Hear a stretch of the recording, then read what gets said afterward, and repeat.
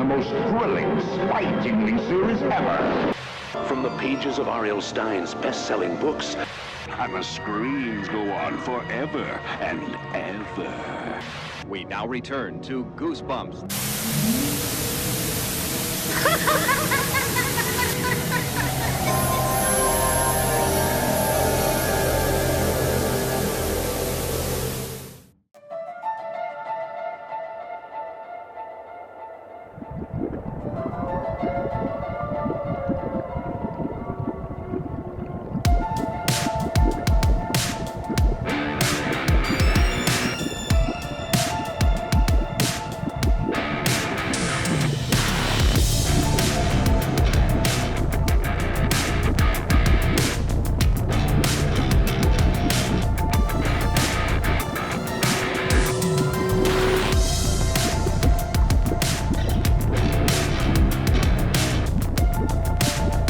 Greetings, Goosebumps fans, young and old, big and small, living, dead, and undead. Welcome back to the Goosebumps Crew Podcast. As always, I'm your host, Isaiah Vargas, and I'm joined by... Bjorn Allen And... Shalin. And we are the Goosebumps Crew, together for the very first time in one spot, if you can believe it. Guys, brain explosion. Brain juices everywhere. Oh my God. So, yeah, we're here for the very first time here in San Antonio, Texas for Curse City Con. So we're here at our Goosebumps Crew booth, and it's been an amazing weekend. We're filming this right as the weekend is wrapping up. So we figured we would do a little mini podcast to sort of talk about what we got to do this weekend. But as always, if you are or have ever been a fan of the popular Goosebumps series of books and the monster franchise those books spawned, feeling this podcast is going to be right up your alley, because as I always say, me and Bjorn and Nick are some of the biggest Goosebumps nerds in the entire planet. We could talk about Goosebumps for hours on end. That's exactly what we do here on this podcast every week. Brand new episode, everything Goosebumps. Books, TV shows, movies, video games, whatever it is, there's Goosebumps in the name. We're going to talk about so much that you at home are going to get Goosebumps as a result. So with all that said, make sure you subscribe to our YouTube channel, follow us on our audio platforms and social medias. All those links are in the description below, so check them out. New episodes every Wednesday, noon Central, 1 p.m. Eastern. You can catch the audio-only versions a day early, so check them out. Join the Goosebumps crew today. Become a crew member. We appreciate in advance for support, but podcasters, beware, you're in for a scare. All right, so we had a super full weekend. Me and you, we left on Friday to get here to San Antonio, but Bjorn, of course, coming from Australia, had to leave a lot earlier. What was it like, Bjorn? I'm a zombie right now. Well, I was fine. Yesterday I was fully awake. Today again, but honestly, I'm starting to kind of feel it a little bit, this afternoon. But I'm starting to get used to the time zones now. So I've been actually going to bed when it's dark here instead of sleeping during the day. So I'm getting that. I'm reconfiguring this brain. So, but no, it's been so awesome being here. This is insane. Just meeting everybody and signing autographs, taking photos, and selling our merch. Goosebumps books. I literally went in a day. I don't know. Oh, yeah. Make it. No. Nick brought just a pack of extra Goosebumps books, and we just sold them here. We just had them here for people to buy from our booth, and they were gone by the halfway point of the first day. So it was insane. Crazy, man. And really awesome Goosebumps fans. We got to meet and see some cosplays here. yes, I saw On the Mask, a couple Slappies. Did I see anything else? I think Slappy and the Haunted Mask were the two main. Slappy and the Haunted Mask were the two big ones. I don't remember seeing anybody Goosebumps wise that was dressed really as anything else, but I saw a curly mask. I saw one curly mask. Someone was wearing a curly mask at one point, but other than that, it was one, and it was the Trick or Treat, Studios one. Yeah, I did see that at one stage, but other than that, I didn't see any other different characters. I will say on Friday, so Friday was the day that we got in, and then we basically, that was our setup day. But what we did when everything was said and done was that the three of us and our producer Hayden went out with, so Bjorn came with his mom. So she joined us too. And then Avery Jones, who is the puppeteer for Slappy and one of the guests here this weekend, actually joined along with us too to go just explore around the area. We went to, I know we went to a Five Below, we went to a Half Price Books to do some Goosebumps hunting. We went to Barnes and Noble. So Bjorn, you were able to find a few things that you needed. I got the new retro tin. What was it called again? The blue one. The retro terror tin. Yeah, the retro terror tin, because they're all like the retro tin. The right. I don't know. They were It's something like. I'm trying to remember them, but then I got the Clue game we're talking about. We were on the hunt for the Slappy Trick or Treat Studios figure, even though I'm already getting a 7, I wanted a spare. Got the new book that's like 3 months away from being released in Australia, so I got that. And we went to a Ross, but didn't find any Goosebumps in there. Yep. But yeah, no, we ticked quite a few things off the grocery list. And we went to Spirit Halloween. We did, and we saw a singular Curly mask. Curly mask. I think that's the one. Our producer Hayden ended up buying it because he really needed it. Yeah. That's right. No, he was like, I'm not gonna pass up this opportunity. So yeah, we had our we had an eventful like first day before the con even started, and we were getting to hang out with and see all the guests that were coming by, that were coming in. And we were all super tired, but we were just running on. Oh yeah, it was crazy. I was at least 24 hours without sleep, I would say at that point. So I had 48 hours with 2 hours sleep in that 48 hours. Yep. So but we were all on an adrenaline high. I mean, of course, like as the day goes on, here comes, Craig White and his wife, and Tim comes in, and Morgan, Avery. So it's weird seeing like these faces in person compared to a screen all the time. And it was just as weird for them to see them in person rather than just.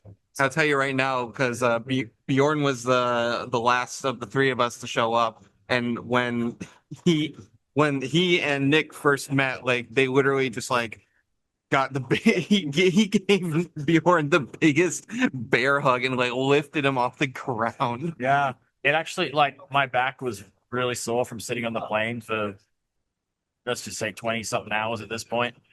Did that help pop it back into position? Almost like, yeah, it fixed my back into position. So I felt good after it. I must admit, I actually did feel good after it. I was gonna say thank you. My hugs are healing. It was a healing hug. Healing hug. It's healing like that. hug. I'm a Care Bear. That's what it does. It's like that No Way Home where it's like Andrew Garfield like cracking Tobey Maguire's back. Oh yeah. Yeah, it's like it's good. It's good.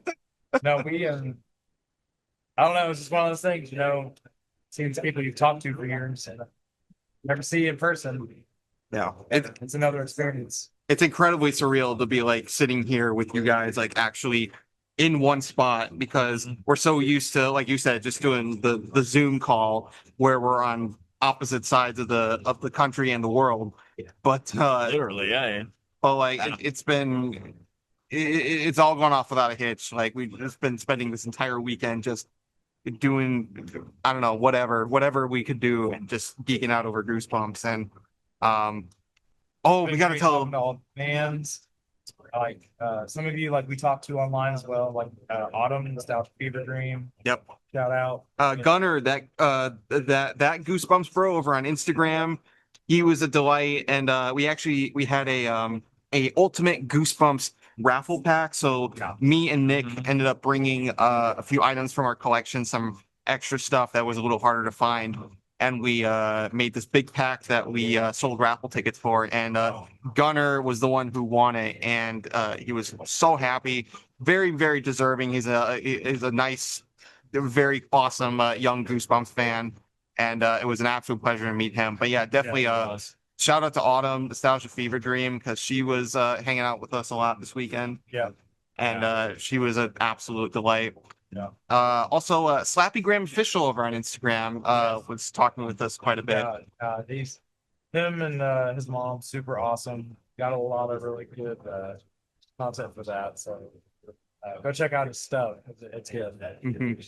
And we got to tell the story about Friday night at dinner. So Friday night when we were all here, we had dinner here in the hotel. So we were out like in the lobby area, and it was the three of us, and Bjorn's mom, and then eventually our friend Jesse Hobson came over and joined us too.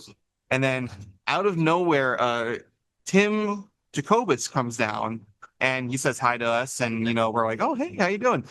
And he was going to have dinner with R.L. Stein, who was there in the building on Friday night.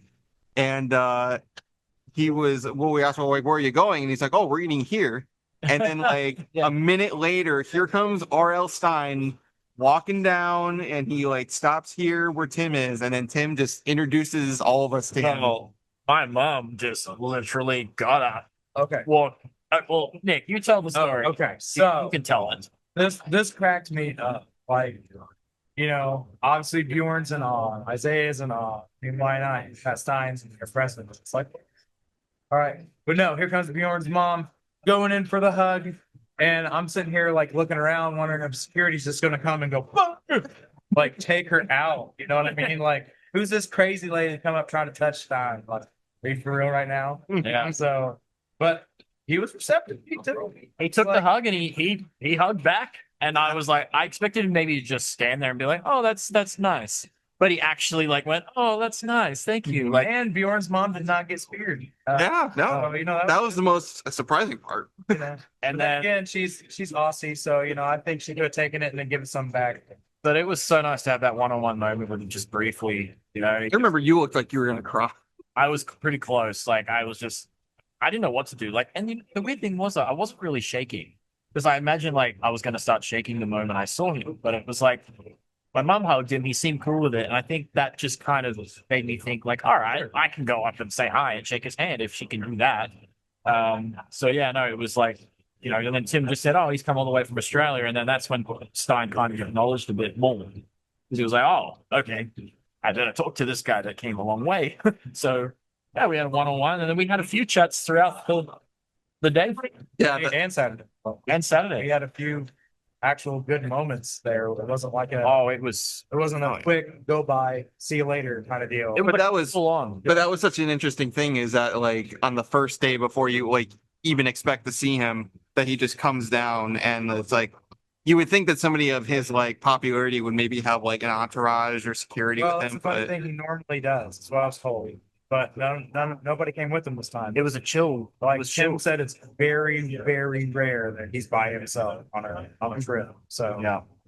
I don't know why he was. I'm not going to question it because it gave us the opportunity to actually have an interaction with him more than just a brief high five. But it was nice because it seemed like folks who attended the con, you never know when somebody's famous that you would think that they're probably going to be swarming someone if they see them in the lobby, but it actually looked like a lot of people were super respectful of the proof space. of it too. We have proof. You can roll the clip here if you want, but we have the proof, the interaction of him when he first came down. But then when I went to his table and he signed my fan club pack, I said, he goes, oh, I want to see a picture of your collection, because there was still a big line behind us. I was like, okay. And then when I went over and just started talking to Tim, Stein comes over, I feel this hand on my shoulder, and he just says, oh, Bjorn, I would like to see your collection. And I was like, oh, you came over, like, so he saw me and just remembered. And then, we had a good chat between Tim, Stein, and myself. And it was just like, one of the funny things was wow. When he knew about Bjorn's collection, he was like, he has more stuff than I do. But then This is interesting. the funny part was someone went up to Stein just after we had our talk, as he was leaving, and said, oh, so you saw like Bjorn's collection. And he said, he's got too much. Too much. Too much. It's funny, like Friday night, story that was just told about Friday night and meeting Stein for the first time. But, I waited because, I got up and I got to the right side of the side, but he didn't see me because I went back behind him. I didn't want to just cut in front of everybody and stop him. So he didn't really see me. But what's funny is he kind of shook Bjorn's hand. He shook Isaiah's hand, and all this, and I was meeting all that. But Tim noticed he didn't shake my hand. So in true Tim fashion, he was like, and this loser's Nick. And I was like, dude, thanks, bro. Thanks. This loser. That's how I like to be introduced to R.L. Stein. He got you back for all the times that you were messing with him. Oh, I messed with him at the panel. I messed with him at the panel too. The very first question off of the mic, Tim, was from me. Yeah, I got him. Yeah, for sure. Fine. Well, I just remember the best thing about my first interaction with Stein was just that I shake his hand and he's like, and you are? Oh, I'm like, oh, I'm Isaiah. And he just like in his own way, it's just like, oh, I just signed a few books for an Isaiah. I'm like, yeah, that's me. Because the con was very nice of them to have us send our items that we wanted Stein to sign and have them sent to him on Friday night so that they can be pre-signed. So we actually just got them back this morning, and a lot of them, he even was able to So the personalize them. weird thing is, like, Stein doesn't personalize like ever. But it's funny, and I'm gonna tell you a story after I show you this. Okay, what the con did for us was they put little post-it notes on our stuff to know that that's our stuff. They didn't expect him to personalize anything. They didn't ask him to do that. He just, he saw the name and did it. So, like, as you see here, Nick. and that's really cool, right? Yep. Follow-up story to this is the local libraries here, and Jesus was nice enough to include some extra books for the library to raffle off that were signed by him. So what he did the same thing. He put library on the post-it note. It was like their book, Library. right? But you saw mine, right? It said Nick with an exclamation point. Well, it goes on to say library exclamation point. Library. R.L. Stein. And I think it's hilarious. I mean, honestly, I would love to have something like that. I think that's kind of joking fun, but I think that's really cool. It was amazing. And finally, I was able to bring my Night of the Living W3 script, and boom. And I had everyone's autograph on it but Stein. So now we got it signed by the entire cast, including Stein, because he introduced that episode. He introduced it. So right next to Hayden Christensen's. right, yeah, he signed it right next to Hayden. So, but look, if he didn't introduce this one, would I still got it signed? Yeah, I still would have. Yeah, because it's of course. Goosebumps. It says R.L. Stein on it. Yeah. But it made it, you had to because he did. Yeah. Yep. I only had 2 items. I had a Monster Edition 2 and a Goosebumps Live on Stage. I do have to give a shout out to Bjorn. Would you be able to hand me that one right there? So I do have to give, once again, this very special shout out to my friend Beanie, who made this amazing print for the con. And I actually sent this as one of the items to get signed by R.L. Stein. And I guess there was a miscommunication and it didn't end up getting signed. So I was a little disappointed about that. But I heard that Jesus didn't even get his final sign. We put a Jacqueline's vinyl in there to be signed because he was going to get signed by Jack here as well. Didn't get signed. Even the owner of the con had something in there to get signed. Didn't get signed. That's R.L. Stein. I don't know. R.L. Stein. R.L. Stein. But no, I mean we were so thankful to just got to give a huge shout out to Jesus, our friend. We had on the podcast before, but just him and all the amazing people here at Curse City Con for just being so awesome to us. I mean, this is the first con we've ever done, and we had an absolute blast. I don't have any complaints about our experience this weekend. This was going to go by super fast, and I even told them that this weekend's going to fly by.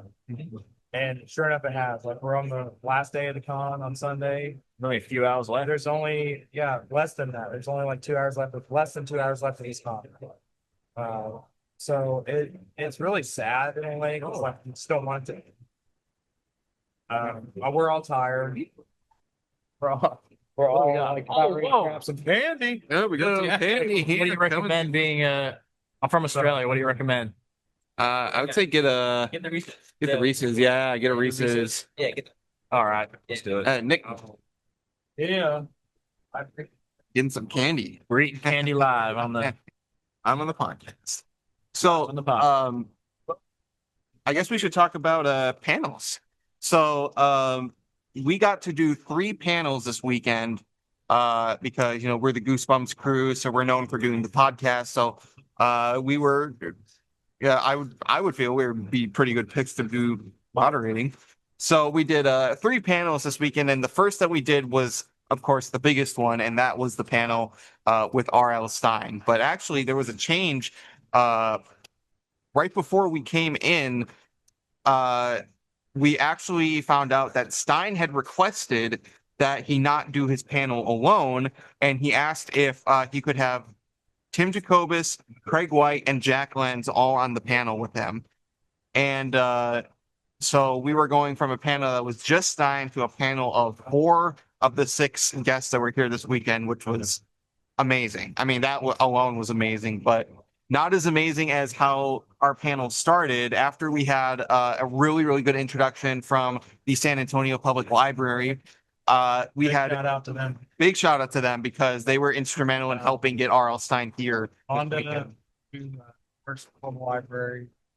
Super nice, super helpful, very communicative. Like that's the one thing about this whole weekend. Everything's been super fluid. It's not had any super major hiccups. No, everything flowed really well. Like Everything flowed really well. So Yeah. But when when they gave their introduction, it led into one of the coolest things ever, and that was Jack Lenz performing live the Goosebumps theme song, which we found out later was the first time he's ever done it in 33 years. No one's ever asked Insane. him how to do this iconic theme in all this time. Well, actually, it's not that they haven't asked him. It's that he said he didn't know. He's like, he had to relearn the piece in order to play it. So this was like the first time he had like played it. He had to relearn it. So there would be times where people would ask him like, hey, can you do like a video of you playing the theme? And he'd be like, no. Well, I mean live. Like Oh yeah, that's what I mean. but he was doing it for Bob. He was doing it He for was doing it for R.L. Stein. So- It was like, As they were coming in, he was playing the theme. So never been done before. which ever. really cool because like at the end of his panel for this one, he had gotten anybody who was going to stay for the Stein one to do crowd participation because sadly Cal Dot didn't be at this one. So the Vincent Price imitation, the dog bark was all done by audience members. So it was really cool. It was really awesome interaction. can you imagine if Cal was here though? Like he did it. I would have flipped like yeah. Would have been amazing. He would have been like, "You will be well." But then I was saying to Nick, then we could have even done the ultimate Goosebumps theme, and he could have started off with, Oh yeah, the laugh. could have done the slappy laugh at the beginning. That would have been great. Like, it's like, and now the ultimate, that could have been the closing one as they leave. All right, the ultimate theme, they're leaving. Okay. But yeah. no, and so that's how we opened the panel was with a live performance of the Goosebumps theme song. And then we, of course, were there to moderate. So we introduced ourselves and we started with a handful of questions that we had come up with. So it was almost like doing a live episode of the show, a live interview. In front of a crowd though. In front of a crowd. Yeah, we were like, they had a lot of people in that panel room where they were doing it. It was like so many people that people were standing like the whole time for that whole hour. So it was crazy. We were doing this in front of a live audience, and Just, yeah, surreal. Very surreal. and we tried our best to do questions that like Stein had probably never answered before, or like very rarely answers. So we were like thinking out of the box. Answering on behalf of people that are always asking us a single question. Of course, I ask a slappy question, Yep. and I asked one that people are always wanting to know. And he was like, the way he answered it though was like, why? No. It's really great, like when you see on that panel, Craig, Tim, Jack, and Stein just all having such a good time, joking around. You know, the mood in the room was very good. Like it was really, really fun. It was amazing. That hour flew by. Like it didn't feel like an hour. Yeah. And that's one of the things I think that made that what we were told was like one of their most favorite moments. Yeah. No, we got a ton of praise from people who are like, that was the best I've like ever been a part of. And we got tons of praise coming our way for just moderating the panel because we knew so much and we were so fluent and engaging with the guests and the audience. So we were just like, because we do this show, so we have like 2 years worth of practice on that front. Yeah. But it was great. It was a great panel. All the questions were great. Tons of funny moments. I mean, R.L. Stein just has that dry sense of humor, like we've always talked about. He's always got jokes right. It was just so funny. He's a very There's- matter of fact There's person. one specific question. I felt so bad for that kid who had a Goosebumps gold. Apparently, and I'll spoil that one because I ain't gonna be no secret. Tim told me he doesn't understand it either, but Stein does not like to talk about these things. And it irks him so much for some reason. And the Yep. kid who asked, I know. Stein responds bad. The laugh at the same time. No, it was funny, but I felt a little bad. Okay, I'll give you a little. It was almost like a "get out of here" response. Like, don't ask that. It's like, I don't want to talk about that. Yeah, get out of here. That But no, it was Question. fun. It was a great time. It was a great panel. It was a really great panel. And right after that, we had the panel with Tim Jacobus. That one we were more just doing like the intro and outro, but it was a great presentation by Tim. Just a sort of very brief history of his journey through art and his creative expression. He gave a little insight onto how he did a Goosebumps cover. He had all these examples about how the process went to make I think the cover for Deep Trouble 2. Yeah, that was it. Because he decided to make, and you'll see it on the roast that's coming out. It should maybe be already out by the time this is shown. But Deep Trouble 2 is not one of my favorite covers, and it's because of that derpy goldfish. And Honey Boo Boo Goldfish. It's just the look of the goldfish in space. That's all it is. It has nothing to do with anything else. But Tim liked to point that out while I was there. Again, it was jabs back and forth all weekend. I got Tim though in the Stein panel. Yep. And then we had Avery's panel, which happened a little later in the afternoon, evening. And that was fun because we got to be up on stage with him and we got to ask him a lot of questions regarding Goosebumps and Slappy and the movies. And then Even brought out a little friend. yeah, brought out a little friend. We'll wait until you guys see the full panel to know what that little friend was. But it was a lot of fun. The panels went so well.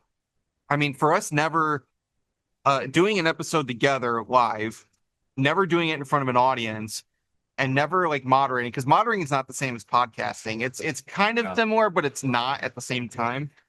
I'd say it's yeah, I think they're parallel to each other, but we definitely had more. We had to have more eyes on time, like than we would normally have if it was a podcast. And there's no do-overs, so you got to make sure what you say is loud and clear. Got to make sure what you're saying isn't inappropriate. That can't be edited out later. And no, I mean, it was another thing was just all the amazing vendors around here. People are making Goosebumps themed merch as well as just merch of their own, but there was a lot of emphasis on Goosebumps stuff. I mean, right over here we got like light up signs, and we got Which I'm gonna check out and see what those prices are. They're done here. light up signs, metal signs. I got like a Goosebumps cookie that was actually really good. I gotta get that. I'm hungry. I'm really actually good. starving.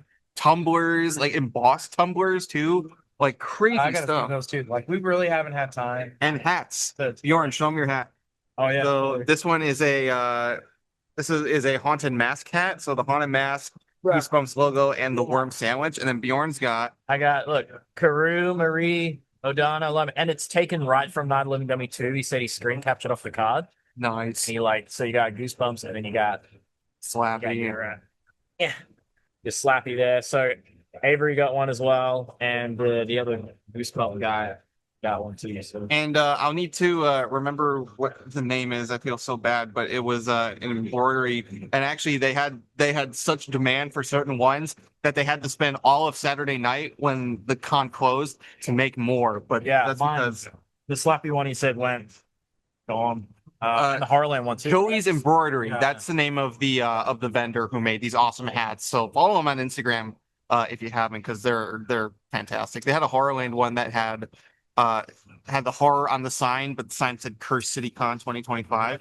That was a great one. That was a really good one. The other side of the hat, kind of like their brewery of Donaloma, was the no exit. Yep. No one leaves Horrorland alive. No one gets Horrorland alive sign. Yeah. It was really cool. If he has one by the time I get over there, I'm probably. We'll have to go and do a little window shop I still haven't done a proper window shop yet. So once we wrap up here, we're gonna do one more round because the con is closing in probably about just over an hour. Yep. But yes, sadly, our weekend's coming to an end. Nick has something he wants to say though. He tried a certain Aussie snack this morning, and Oh yeah, no, No, not just the three of us. this- Basically, this whole time that's to try Vegemite. He brings it right, and we all had it for breakfast this morning. I think no, everybody did. yeah, Craig White, Gordon Taylor, Jacqueline there. We had Craig Morgan. even Gunnar tried it, Oh yeah, our friend Gunnar. Yeah. and he liked it. He said he wants to find where he can buy some. The con owner tried it and liked it. Him and his wife. A lot of He came back and smeared like a big amount on there. Bjorn and his mom just like went to town on making a whole bunch of toast with butter and putting Vegemite all over it and having people try it. The thing that got me the most was when Avery came over and his mom had like snuck up behind him and tried to like force feed him. And Avery's like, nope, I don't cave into peer pressure. I was like, that's fair. That's not peer pressure. That's literally like force feeding. Like, It's trying to be peer pressure because like somebody I heard it's like, eat it, Avery, it's Vegemite, eat it. And he was just like, no, I don't go into peer pressure. It was funny though, like, and I just see Bjorn grab his mom's arm and like trying to get her to stop. it's not like stop it. Stop it. Like, please stop.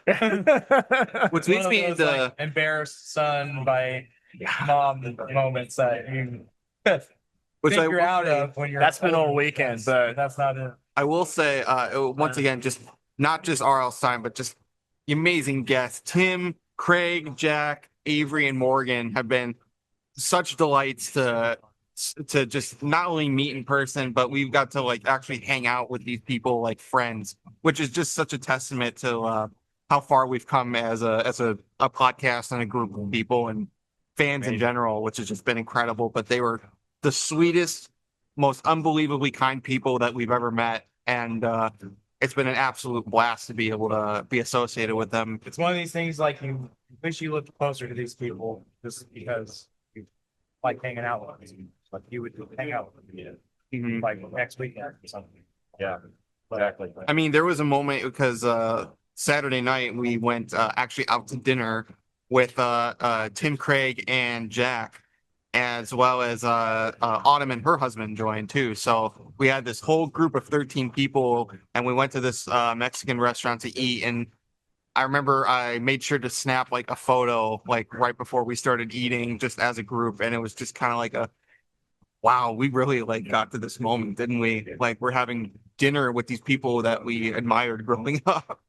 So And Great. you know, and I gotta thank Jesus and First City Con for that. You know, they gave us the chance, you know, and we try to make it as great as possible for them too, whatever we could do. Just to say thank you. yeah, They've been nothing but generous to us this entire time. yep. It's been amazing. It's been a really great experience, and hopefully we can do something with them in the future because I would love to just keep working with them on this stuff. Yep. And there could be something in the pipeline, but not saying a word. Yep. But We have to get past First City first. It's not fun. yeah, we're not even done yet. I'm ready to go home and just kind of just relax. Oh no, Yeah, we're going to the river. Well, I don't want to go back to Indiana. We're going to the river walk. We got one more adventure tonight because it's the last night. I'm Got to telling do you, it. the food here in Texas, San It's Antonio, great. is so freaking good. It's amazing. Like, I have loved everything. It's like I You've haven't cleaned every plate. I'm honestly, not been to a single place yet where I'm like, this is trash. This is whatever. you know, Like, even though I am we're gonna be going to down. dinner, I'm still tempted to go get another round of those buffalo shrimp. They were Dude, those look so good. We could still freaking get something thrown there. I wouldn't mind just No, a bowl I'm of getting it, chips. yeah. Not just a bowl of chips. Yeah, I I'm just getting want it. fries. That's just an appetizer. Yeah, I'm Yeah, getting I it, mean, dude. I'm doing do it. that. But I'm by the time all right. this is over, we're going to the Riverwalk. Check that out for a little bit. Yep. It's been nice to explore Texas because this is my first time in San Antonio and Texas in general. So, And I've heard nothing but good things. Everybody keeps telling me to try the food and try the food. And we freaking love it. I just got to say So too, just Even that was amazing Is that your first Reese's? That was my first Reese's. First Reese's. Oh, Wow. holy crap. Crazy. I like peanut butter, and I'm telling these guys that's why it's peanut butter and chocolate. So that's why I said Nutella and peanut butter.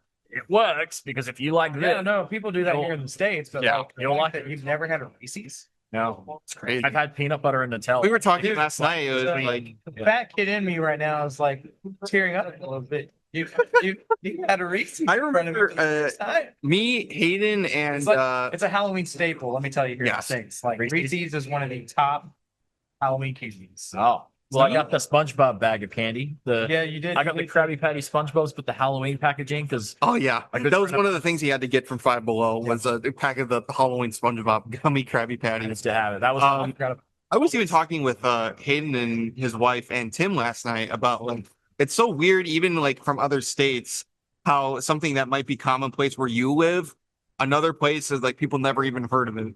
yeah. Because like there's places that are like close to like Hayden and his wife where they live, and it's like I've never heard of that stuff before, but it works vice versa too. No, So no, it's just I got to give a shout out to the amazing people who have been coming to see us this week. I never thought that we would get people who are wanting to get our autographs, but we've gotten tons of like a ton. we've given tons of autographs this week. Weird. It's so Not gonna weird, lie. and so many pictures. People want to get our pictures with them. You took one, tag us in. Yes, a lot of people have been tagging us over on social We've media. seen some. There's any more out there? Just keep tagging us. We recorded these awesome skits with Avery Jones and a new character that he's created, which we won't spoil right now. But I was just a douchebag. it But was, he wanted that. He's no, like, it was "Let's do it was part of a skit, but it was Yeah. a really funny skit with Avery, which was awesome because I remember during the movie time being a fan of Avery's and watching those vlogs, and then we just get to do videos Oh, with him. a certain someone else makes a cameo in that, but we'll not say who. Yes, Someone made a cameo. you'll have to in wait one, until it comes out.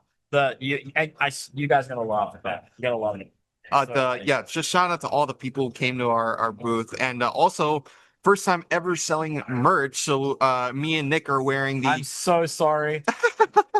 I should No, you had to rock your Jelly But Jam. I was so excited when I got this that I put it on. Nope, this morning. yeah. I was like, yeah, I wore Slappy yesterday. I'm gonna wear Jelly Jam today. Nope, that's important. And I was like, wait. And I saw you guys wearing the cruise shirts. I was like, oh wait, we're wearing them. Like, okay. Well, also, Well, we didn't coordinate that. nah, it was just a thing that you happened. both did. I will say, very quick shout out to Morgan Taylor who made these awesome sleuthy buttons. That was cool. And if Yeah. you don't know, she is the voice actress for the Goosebumps game that just released. Yeah. Little Creek. Sloan. Playing the character Sloan. She told us that one person actually went out to Best Buy and got 2 copies of the game just so they can come here and get them signed. So awesome stuff. Go buy that game if you have. There's a lot of great stories and from like Jack and Craig because this is their first convention, so it could have went bad, but it turned out to be fantastic for them. Like they absolutely loved it. Yeah. Such a good time. And for all three of them, Jack, Craig, and Morgan, this was their first time meeting R.L. Stein. And Yeah, which is wild when you think about like how iconic the '90s were and how pivotal Jack was for that '90s show, that theme song, and even Stein on the panel. Like, I'll give you that little thing. It's like, oh, I know. Every time I open Instagram, it's all I hear. so it had its Pretty impact. It had its impact. But yeah, no, we gotta shout out the new Goosebumps Crew shirts that we have here. Crew members, beware, you're in for a scare. Goosebumps Crew, and then we also were selling these tote bags. We had these little like glass tumblers too, like the ones that you're probably Those seeing were pretty everywhere. fast. Yeah, those went really fast. People really like those kinds of cups, I find out. Yeah, Yeah, I mean, it had the same design that you're seeing on the shirt behind us, on us. And we thank Rachel for doing that. Yep. Rachel, Who who did the theme song. does our theme song, for the Goosebumps Crew, member of VALAINA. So she helped us with getting all our first wave of merch out, and we hope to do more merch in the future and definitely do more cons in the future if that's the case. But we got to do one in Australia. We'll have some leftover shirts, and they're limited though. Like, we're not doing another run of these shirts. Yep. So this is it for these shirts. I don't know how many are left, but whatever is left, we will offer to anybody who's interested. So we will ship. Yep. So I don't know. don't think there's anything else to talk about. It's been an amazing weekend. I know Lauren There's was so fun. much to talk about. Like we'd be here for hours, Yeah. like literally hours. And we got to go and look around before we run out of time. Yeah. But it's been an amazing weekend, and we just got to give huge thanks to all the people here at Curse City Con, our wonderful guests, Morgan, Avery, Jack, Craig, Tim Jacobus, and R.L. Stein. I mean, it was just amazing to like really get to hang out with R.L. Stein, even if it was not super like lengthy interactions, but it felt way more like, I guess, intimate is the word to say this time around, because Yeah, I mean, it's not like we would just go up to his table or anything crazy like that, like we do with Tim or anybody. but we definitely got to talk with him more this weekend than a lot of other people did. Yeah, exactly. So just shows how far we've come as a Goosebumps crew. 2 years in. 2 years Next in, year, next year we got to be doing at least three of these. and especially so close to Halloween too, to do this convention Yeah, was awesome. We got to do one in Australia as well. get you in the At some spooky point. mood. We're gonna do a Goosebumps Crew appearance in Australia. That means you guys are gonna have to save up those dollary dues and get yourself over there. There'll be plenty of Vegemite. There'll be plenty of shapes. And of Plenty of course, plenty of Tim Tams. He brought us shapes. He didn't bring us Tim Tams like he said. He brought us shapes. I brought shapes. Well, you guys have had Tim Tams, so I was like, well, oh wait, I don't know. no, Well, Nick has. just shapes. The shapes. You haven't had Tim Tams before? I thought you've had Tim Tams. Oh, Yeah. okay. There'll be somewhere here to sell. Well, hopefully in the next Goosebumps crew meeting, there will be Tim Tams. There'll be packets. Oh, we'll see. Greetings, Goosebumps fans. This is the Goosebumps crew, and at this point, it has now been over a week since Curse City Con ended, and we're all back home now, all doing this back over Zoom, and we're here with Jesus, who was the leader and the head of Curse City Con. And Jesus, gotta ask you first, dude, how was the weekend in your eyes? Oh man, you know how you can have like the most awesome time ever and then be physically, mentally, and spiritually tired all at the same time? That about sums it up. Yep. Yeah, No, definitely. It was like I get that. it was so much fun. It was so much stuff to do in one weekend, and as like, excited as it was, you still went back home and you're just kind of like, okay, I need to sleep for like a few days. Exactly. And that is pretty much what I could do besides having to go back to the day job. I was just happy to have at least one night of like 8 hours straight of sleep in months. That was my first night after the show was over. So I was very happy for that. hmm And So, in yeah. terms of how the show, performance of the show was, how was the turnout this year? Oh, it was fantastic. I think so last year was our first year, right? And we only did it as a 1 day show. So we only had it on Saturday, and we had a good turnout for that. We had a bunch of different horror franchises that were represented. So we had people from all walks of horror life walking around there. This time, the gamble we had, of course, was with Goosebumps. We really didn't know with the fandom turn out for it, and the fandom responded wholeheartedly with "Yes, we will." Did you say R.L. Stein? We were right there. Uh, I think the biggest complaint I heard was it started on social media, and then I heard it in person, which was, "Y'all sold out of these way too quickly." I go, "Why did you wait?" That was like the biggest thing when we announced, "Hey, R.L. Stein's going to be here in San Antonio for the first time ever at a convention." You would have thought, people kind of understood that when I said tickets are going to be on sale at a certain time, be ready. But yeah, I mean, that was I think I guess the worst complaint that we got. The thing that I was really happy with was just how much feedback I got from attendees that basically could be summed up with this statement: "Thank you for making my childhood dreams come true." I'll admit I was expecting to hear it from you guys, which you did not disappoint. But when it came down to just random people coming up and stopping me and just saying, "Hey, we just want to tell you that thank you for doing this and whatnot," that really did a number and really brought. It almost made me feel like the Grinch, like my heart was just about getting two sizes too big. But it really was one of those things to where I was just surprised by it. The I think the other thing that really was not so much well, it was a pleasant surprise. Was just the way folks would just be interacting with one another and the guests. Like I think, I've been jaded in doing these shows for quite a while, and usually working for other shows. And believe it or not, behind the scenes, quite a few shows have a lot of drama that comes up, not just from the attendee perspective, but also the celebrities themselves, the guests. They don't get along. They've got beef. They got whatever.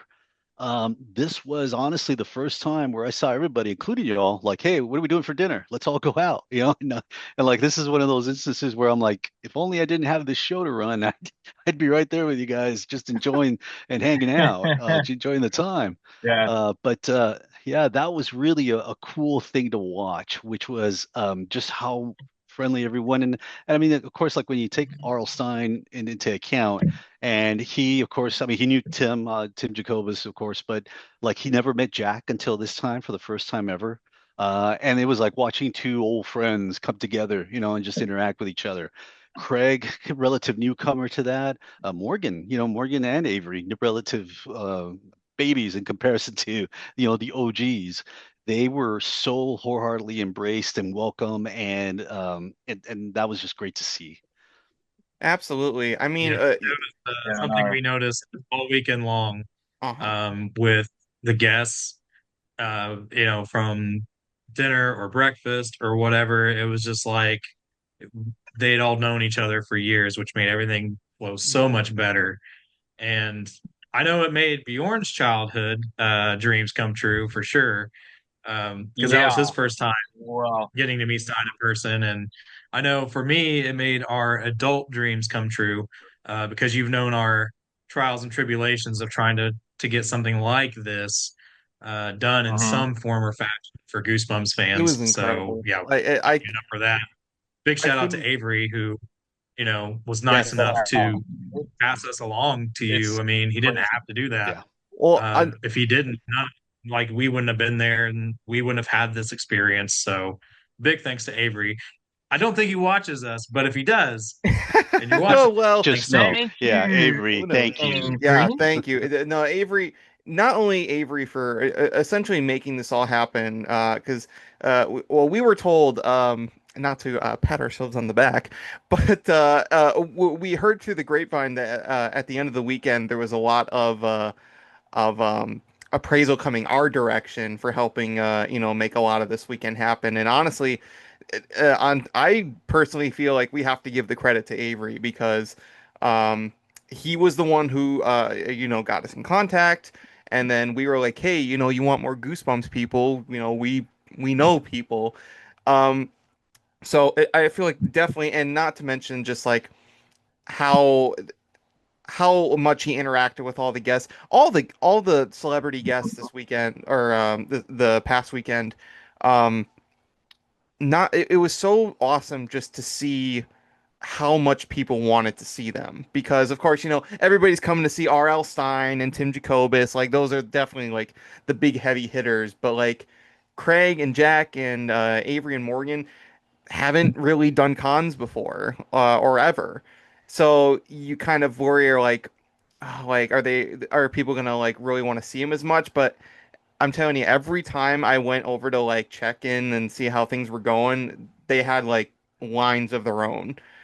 And like people were wanting to get pictures and get autographs and they were talking about their experiences. So it was just it frankly was like super heartwarming to see just like everyone was getting their equal share of attention and love. And as fans and as now, friends of these people, because that's what it really is what it is now. It's like we have become, actual friends with these people that we grew up admiring, and that's probably the craziest thing of it all.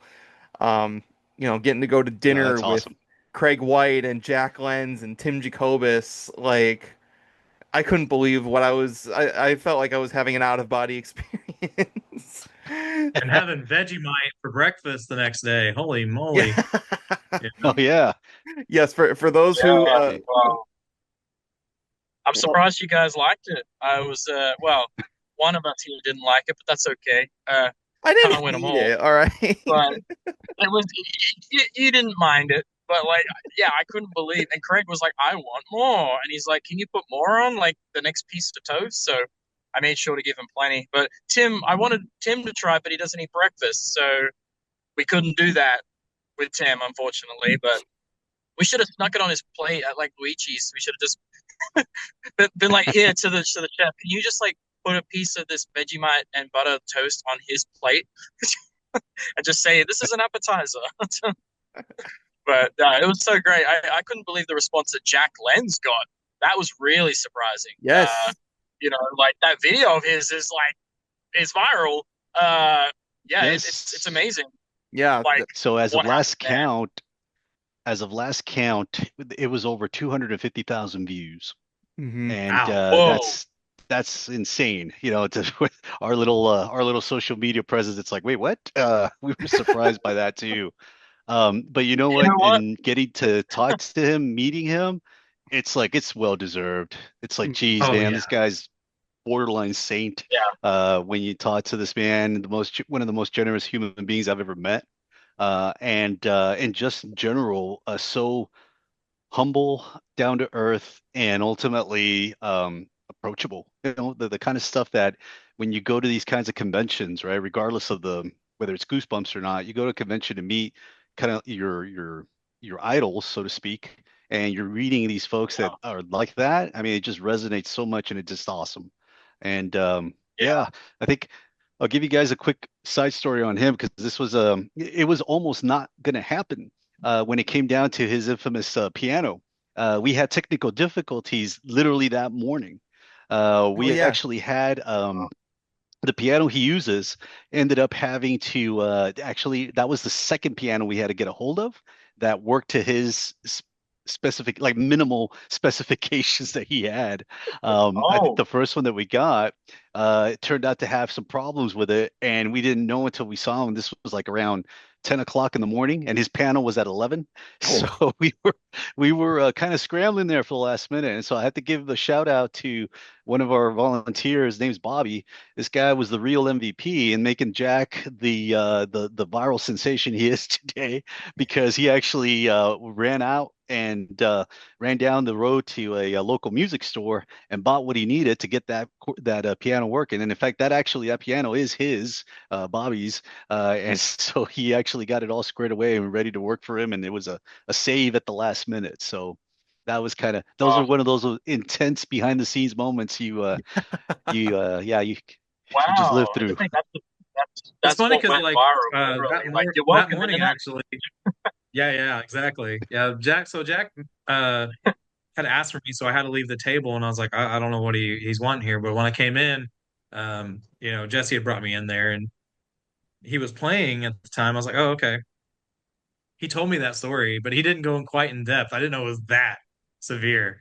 He was just like, yeah, he's like, no, this is actually the second one today that I have had to try to learn on and get the keys right and stuff like that to get ready. He's like, so we're just doing a bit of practice beforehand for this panel, and that's all he went into. I didn't know it was quite that in Yeah. depth. Yeah. Yeah, and with the I don't know if you call it irony, but the the reality is he had to learn, all right? So I guess for all 250,000 plus people that are watching his video, okay, keep in mind this is the first time he ever played. Number one, that he played that tune live in an audience. Number two, that he ever played on that particular piano. That was his first Yeah. time ever. And what actually was captured and started going viral was his practice session. So it's not the final product, as to, give him a few times and the man's like flawless on it. I think if there was any feedback that Jack gave us that was positively constructive, was to say, hey, if I would have known they would have been recording when I was practicing, I would have practiced behind the scenes first, something along those lines. No, and Yeah, I just gotta give. he's very new to the world of technologies because like just talking to him, like I could definitely tell that he doesn't quite realize everything's recorded nowadays. Like Yeah. everything's caught on camera if you're in public, pretty much. So Yeah.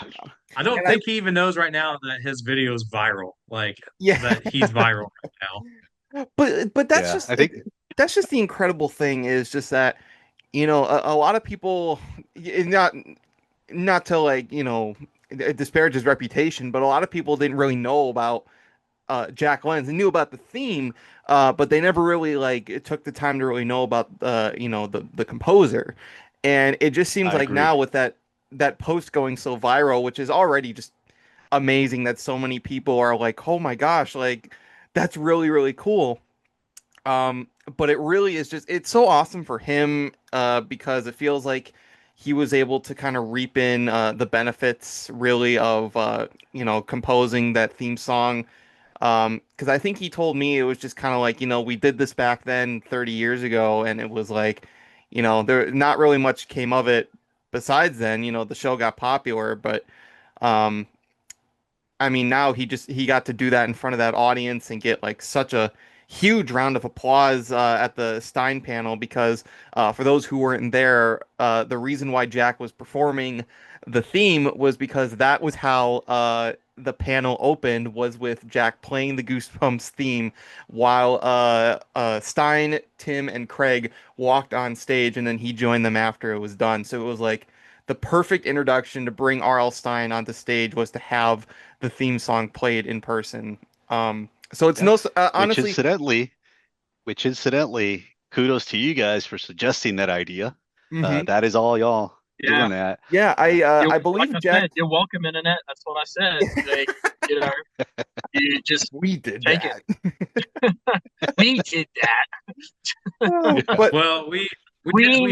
idea, but again, it's all of a team effort mhm. because again, without you and Curse City, none of this would have happened for us or fans or anything. So it's a team effort.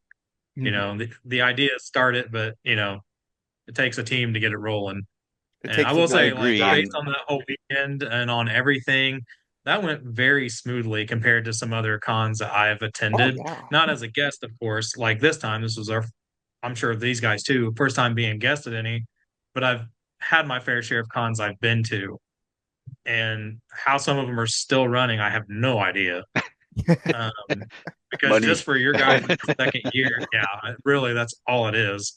Because really, for your guys' second year, like everything went so smooth. I never heard one complaint. Mm-mm. The only complaint apparently you heard was there just wasn't enough tickets for Stein, which that's a good problem to have. But Yeah. the moment I knew you announced Stein, like I was like, oh yeah, that's going to be a madhouse. Because just how Isaiah and I went to Wisconsin or to Milwaukee to meet him. Like I knew just that alone. I was like, Which wow, uh that's an insane turnout. Nick, very It's like funny having a thing. rock star come in. On So the day that we are recording this segment, actually, Nick, funny thing, 2 years ago today we went and saw Stein in Green Bay. that's true. Yep. That's true. Nice. Yeah. So it's like Two what a years change in ago. 2 years. Like we met him for the first time as just like, any other guest, and then we got to like, moderate his panel, which okay, we got to talk really quick about what we the Goosebumps crew got to do. Of course, we did our live podcast there. We went a little into detail there, but um, with over a week now since the convention ended, it was incredible. Um, I mean, there Was. were so many people that wanted to come meet us. Like, well, of all these Goosebumps guests, and they met them too. I'm not saying, people came just for us, but people wanted Yeah, to. we were the headliners. We were the Remember, headliners, like yeah. Yeah. RL who? I Yeah. don't know who that No, is. Now the no. Goosebumps crew. RL Want to see who? those guys. What? Um, but I mean, the fact that people wanted to like come and say hi to us would be like we had people being like, I've been watching you guys since this and then. I've been watching you guys since you guys first started. Um, People wanted photos. People wanted autographs. I never thought I'd be signing an autograph for anything, and yet here. we've signed Goosebumps books. We've literally signed Goosebumps books for fans that are now sitting on their bookshelf. Mhm. Like, that's kind of weird, but Yeah. it's cool. It's cool. Feels It good. was so surreal and it was just incredible. We actually a really good thing that Nick just so happened to have some extra space when he in his suitcase when he came because he was able to bring a whole stack of Goosebumps books that were in pretty good condition, and we sold them in our booth. Within like an hour, they were all gone. So we're making a mental note now. Every time we go to a con, we need to bring a stack of Goosebumps books We to need to bring sell. about Nice. 300. Hmm I reckon we bring 100 each. Well, 100 it was actually 100 each. So that's 300 right there. yep. We'll need it. We'll need it. We So actually on that note, and it's funny, like so when I think it's Goosebumps Bros book. I could be wrong. So I'm sorry if I am, but I was like, hey, can I write something to mock Tim in this book that he signed for you? And so I can text it to him and show him. And sure enough, he was like, yeah, yeah, sure. So, uh, for anybody watching here, hold on, let me darken that a little bit. It's dark on my end, but of course, it's like getting blared like on that. So, here's Move it over a bit. loser. Loser. which Tim got a good kick out of. Yeah, no. I like immediately texted to him, but he didn't get it because he's like so busy at his booth. I knew he wasn't going to be able to look at it till later in the evening. I'll tell you So, one thing, the rivalry between Nick and Tim that past weekend was amazing. It was a sight to behold. Yeah, but that's a one-off now. That book is a one-off. Yep. What you did. Imagine go. like okay, imagine like 40, 50 years from now when like some other Goosebumps fan is like collecting Goosebumps, they're gonna come across that copy that just says go Tim to Jacobus Half-Price Books. loser inside. It'd be Make it awesome. more close. Why not? And of course, it was awesome to do from our booth. We had a huge shout out to our producer, Hayden, and his wife, and then Rachel, who helped design our merch and helped us to sell merch, T-shirts, and tote bags and cups at the event, which Which was we will have leftover going up pretty soon. yes, we We're do still have working on that. a But good while we have stockpile. leftover, So exclusive Curse City Con Goosebumps Crew shirts. We'll let you guys know the info for that. there's a quick Thank plug you, there. thank you Just to Hayden and Rachel for doing all the dirty work while we had fun at the panels. Yeah, Thank you. absolutely. The funny thing is Hayden's right there. Love you guys. But Glad to have helped. yep. hey, like I said, takes a team. All Yep, right? it takes a a village. team. Yep. But and yeah, just like all the awesome stuff we got to do from our booth, and then the panels. My God, the panels. So we got to moderate 3 panels at Curse City Con. That was, of course, R.L. Stein's panel, Tim Jacobus's panel, and Avery Jones's first panel of 2 that he did. So, of course, we got to talk about Stein's panel. Oh my God. So interesting Surreal. thing, and we didn't know till we got there.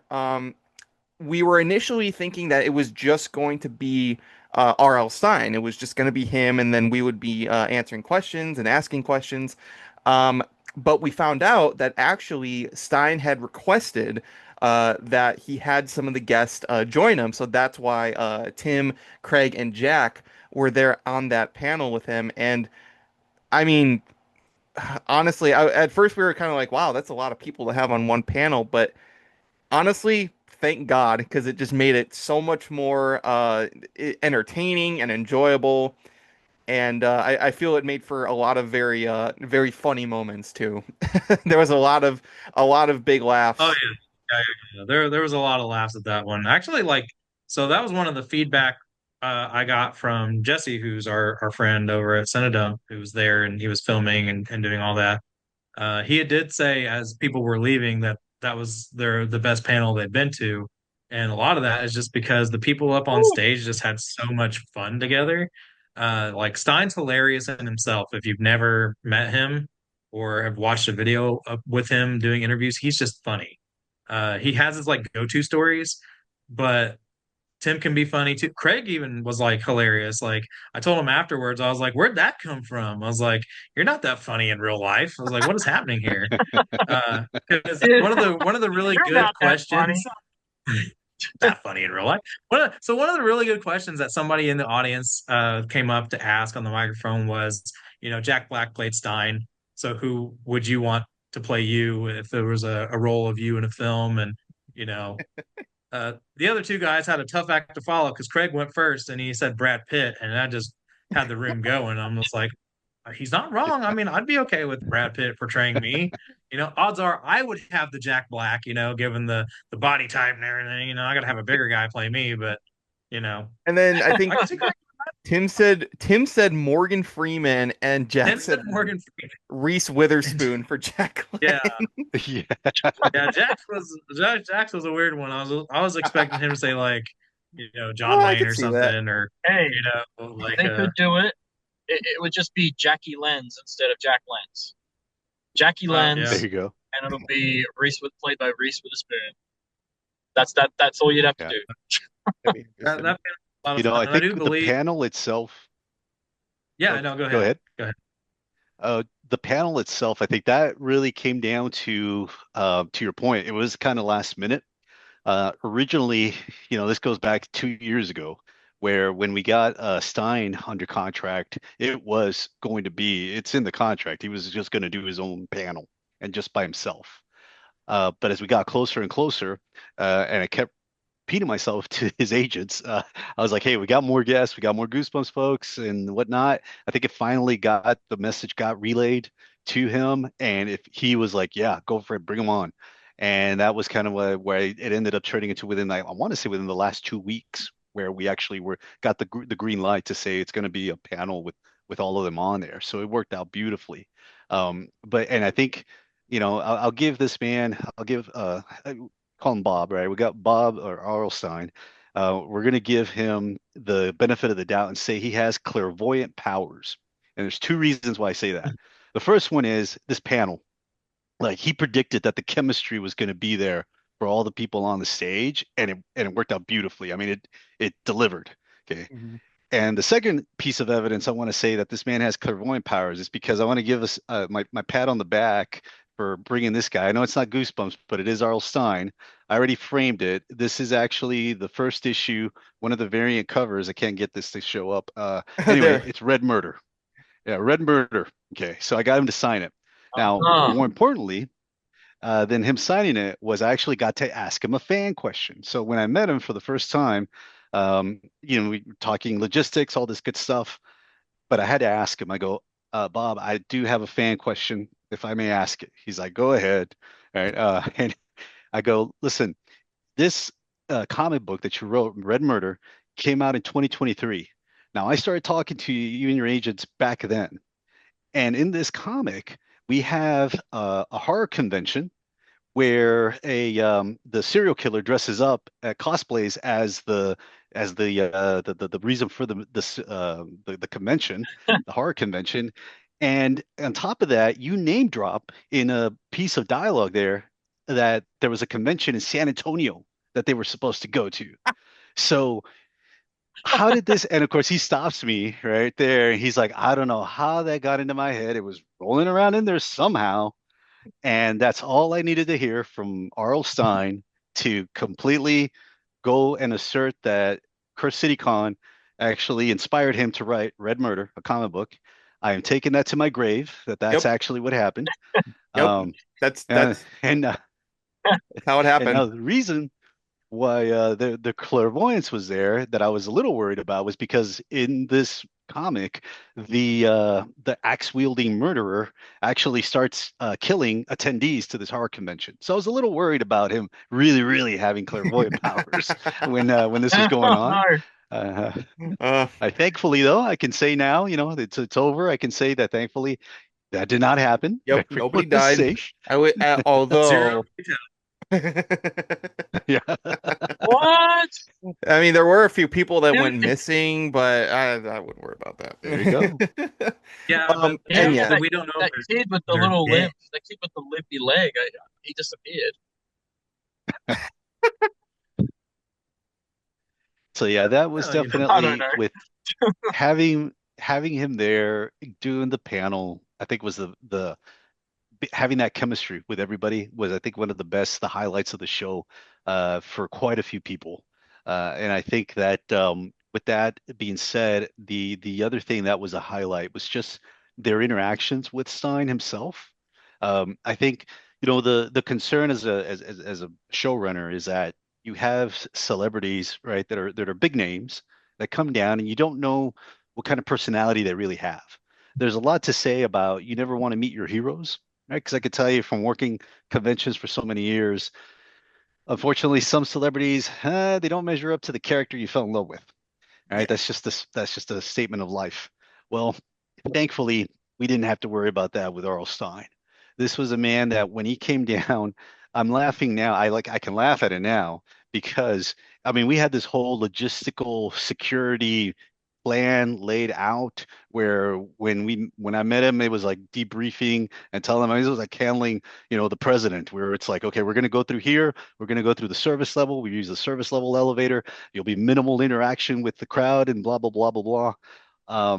He literally walks in when he meets me. He's like, I'm fine. I don't mind walking through these people. I love meeting people. And I'm like, okay, sure. So here you go, right? And I think that was, it's great from an attendee perspective. It's awesome. From a security detail, it was a nightmare at the time, but Oh, he yeah. actually he was safe.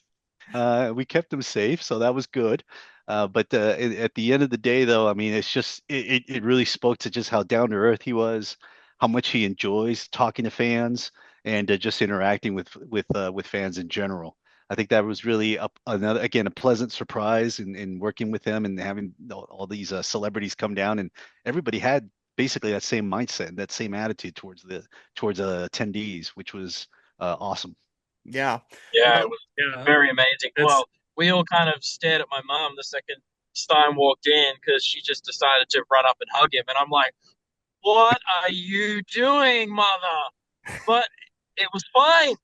It was no, fine. I He hugged her I back thought time and froze said, in that "Oh, moment. that's nice. That's nice." He goes, "That's Yeah. nice," and hugs her back. And I'm like, "Oh, gee, okay, it was fine. It was fine. It was fine. It was all good." And then Tim kind of broke the ice a bit. Was like, "Oh, this is Bjorn from Australia," and then immediately Stein just starts talking about the book festival here. He's like, "I went to the Brisbane Book Festival about 10 years ago," and I'm like, "What? I go there every year, so why didn't I see you there?" But Oh, then yeah. it goes for like 2 weeks, and I always go on the first day. So he must have just gone on any other day because if Stein was there, like, because they usually even call out, like, sometimes they've had celebrities at the book fest, and usually it'll be like some famous surfer or something, and they would have said if Stein was there, I'm assuming, or maybe they wouldn't have because he's a little too big. But yeah, it was just we were looking at each other. Nick was like looking at me like, "Where's the security guard that's going to do that tackle?" Yeah. Yeah. My That mom, was I thought for sure, like out of nowhere, there would just be some security person come and spear his mom, and I was like, just thinking horrific things in my head, just like, oh, this is not going to be a great first meeting for them. Yeah.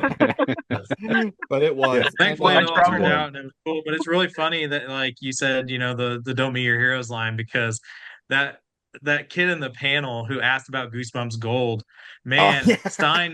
We learned from Tim later at dinner. Stein does not like to be asked about Goosebumps Gold, but Tim loves to poke the bear when they're together and ask about it anyway. And he's like, I thankfully didn't have to this time. He's like, somebody else did my dirty work for me. Yeah. And I was like, oh man, I felt so bad for that kid. Yeah, Like I did too. Stein kind of went like, he's like, I don't want to talk about that. He's like, I didn't even write anything for it. He's like, I didn't do any of that. He's like, yeah, there was, this, but he's like, no, I don't. So as that kid's walking away, I'm like, well, they say don't meet your heroes, kid. Sorry about that. Yeah. He was I, the one kid. He was the one As a kid joke, that of should course, be the but heroes. it's just Well, funny. Like, you know his what? responses. Well, Stein's You know what? responses to things Oh, are so, I don't know. His humor is like dry sense of it's humor so a lot of it can be times. very Dry, Yeah. deadpan, dry, deadpan, but very, it can very also be New very York brash City. sometimes. Like, yeah. Yes. So Brash you humor. don't know It that like is. he's joking. Yeah, you can Yeah, kind of almost exactly. be He like, is. oh, This is 100% New Yorker. He Yep. has that yeah, that humor that comes out. I mean, so when I was introduced to him, one of the things we pride ourselves with is that we're a small business, family run small business, right? So if you look at my staff, it's mainly family and cousins and close friends. And of course, as I'm introducing him to folks, I mean, this is my cousin. This is my other cousin. And by the time we get to the third one, he goes, "What is this? Am I in Kentucky? Was this you're doing another cousin?"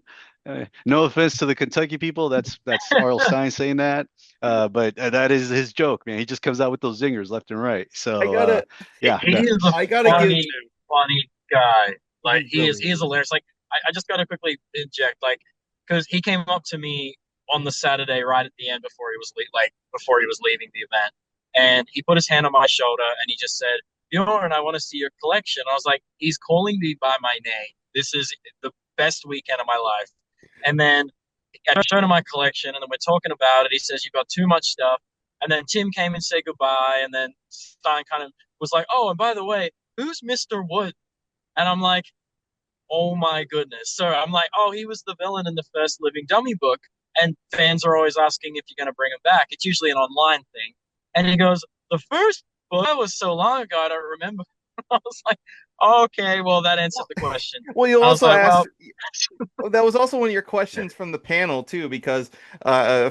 those who weren't there, we basically had it where like the first half was stuff that we asked, and the second half was audience. So we had a few questions of our own, and one of Bjorn's was essentially, would he ever bring Mr. Wood back? And I'll never forget, he was just like, "Why? Why would I Why do would I? that?"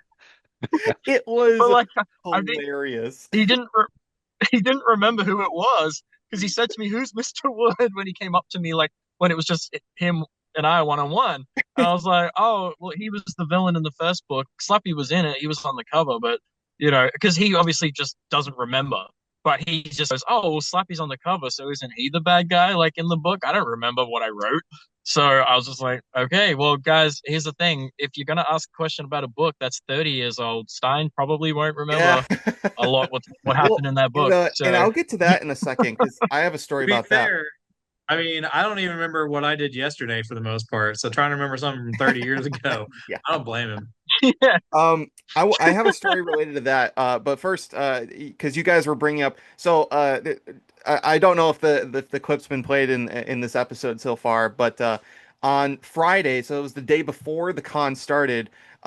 Stein was there, and the interesting thing was too is that he was completely by himself. He didn't have an entourage. He didn't have any family with him. He was Here. completely by himself that weekend. So.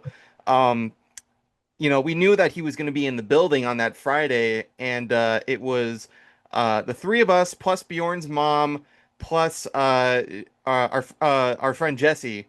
So we were all just there. We were eating dinner, Avery. and then Tim came down. Tim was like, "Hey, I'm having dinner with Bob," and we were like, "Oh, where are you going?" And he's like, "Oh, we're eating here." So like, wait, what? And then sure enough, like a minute later, here comes R.L. Stein in like a button up like Hawaiian shirt, looking all casual, and he just comes strolling up. And Tim's like, "Well, hey, I want to introduce you to these guys, some of your biggest fans." So like, that was like so cool because we were there, not as like in a professional sense, like literally R.L. Stein just came up to our table and we were talking with him all of a sudden. Um, and just the thing that I will not forget is that because he met, and the great thing was it wasn't like a passing like, "Oh, hi, nice to meet you guys." He talked to every single one of us individually, and he like gave it time for us to like chat a little bit. And when he got to me, I was like, "Well, hi, I'm Isaiah. Very nice to meet you." He's like, "I just signed a few books for an Isaiah." I'm like, "Yeah, that's me." So I don't know why it was just Yeah, that was everybody got a nice introduction except for me because I was on Stein's right and he didn't see that because I didn't just want to like cut in front of him while he's talking to people. So I went around him and went to the other side while we were talking. And so I guess he didn't see me there. And Tim made it a point to point me out though, and uh was so kind to say, you know, oh, he's like, yeah, and that idiot next to you, that's Nick. It's like, wow, cool. Thanks for telling Stein I'm an idiot. Thanks. That's really cool. Thanks. Yep. Yep. Oh I my have God. nothing to say. Like I said, he just got you back. rivalry. That's all he did. He got you Well, back. I got him back at It the was panel. payback. It's fine. Yeah. I got him back at the panel with my first question, so it's fine. Yeah. But But I'm just saying, like, it was a weird way to be introduced to R.L. Stein. I think that's probably something I was horrified and will remember for the rest of my life.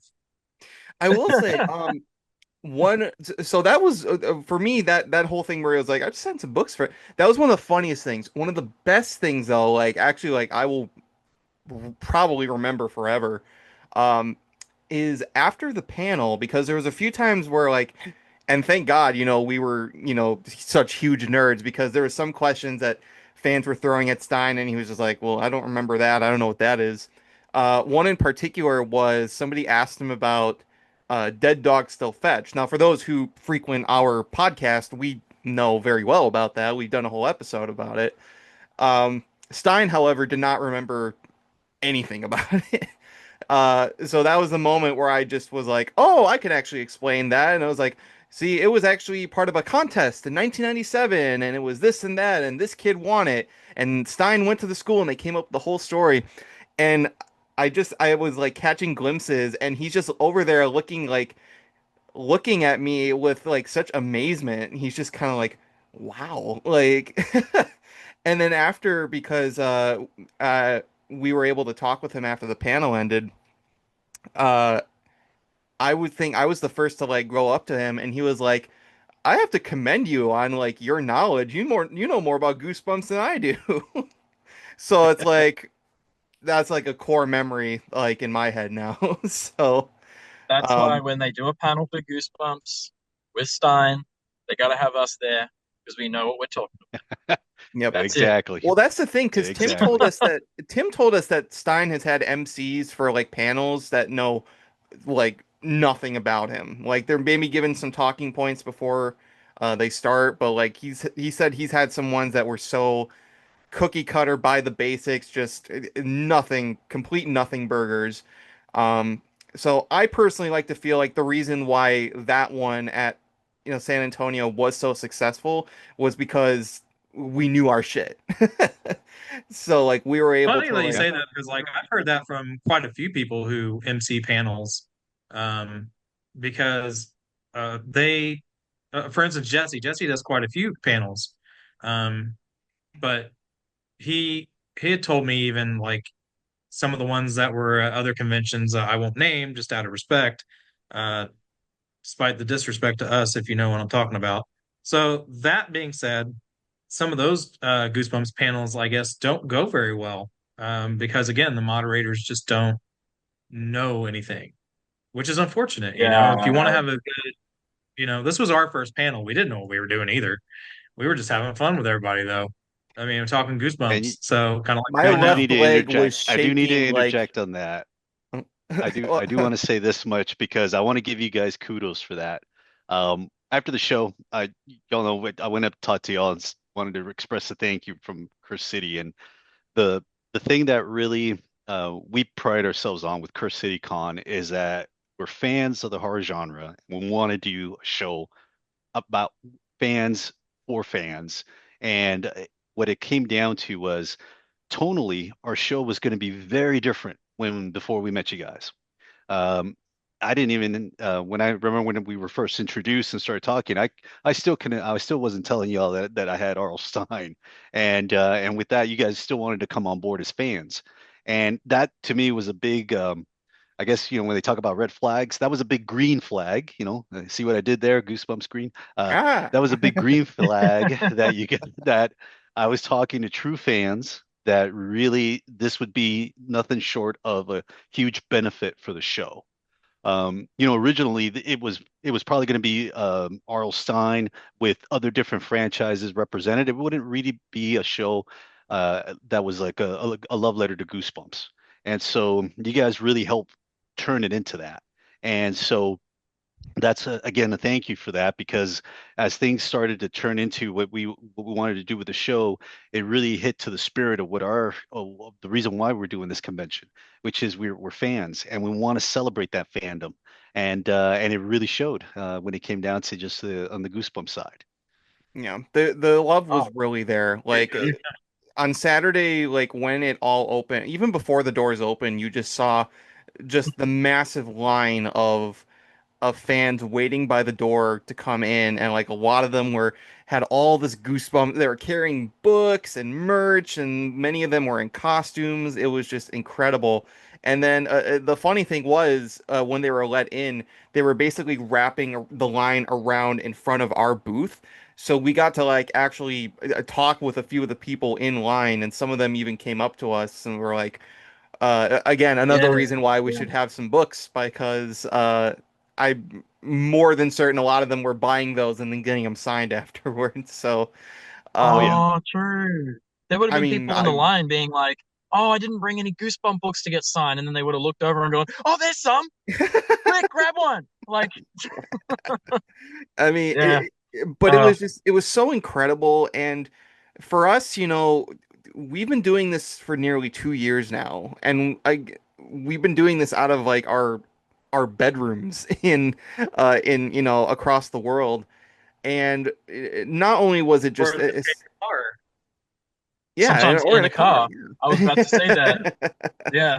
But I'm not like driving, I swear. I'm not driving while I do this. yeah, you better not. But No. just the incredible things that like we got to do that weekend was such a it was not only just felt like we were finally kind of reaping the benefits of getting to pursue what we love and how we want to like express that gratitude for a franchise that really is near and dear to us. But we got to like I remember when we got there and like the three of us finally met up for the first time, and Nick just like hugged Bjorn so much that he lifted him off the ground. Like it was so incredible. And then again, like all these people coming up to us being like, "I've watched your guys' shows." I had somebody come up to me and I was like, your show got me through like a tough time in my life.